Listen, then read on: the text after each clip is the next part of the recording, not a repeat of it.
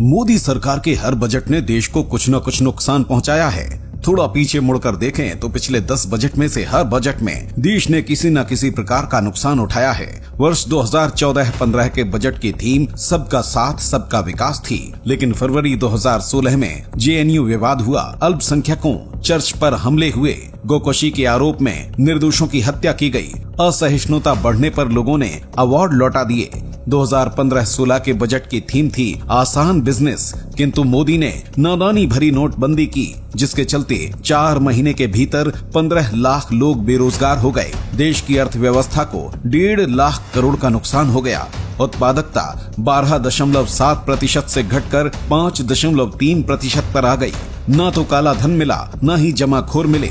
देश के जीडीपी को नुकसान पहुंचा। उद्योग धंधे ठप हो गए, बेरोजगारी फैल गई।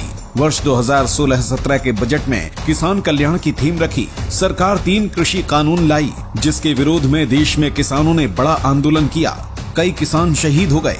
नतीजा, प्रधानमंत्री ने खुद कानून वापसी की घोषणा कर दी। 2017-18 के बजट में डिजिटल इंडिया का नारा दिया, लेकिन शिक्षा, रोजगार और लघु उद्योगों की रफ्तार ठप पड़ गई। 2018-19 में आयुष्मान भारत की थीम पर बजट था, जिसकी पोल कोरोना काल में खुल गई।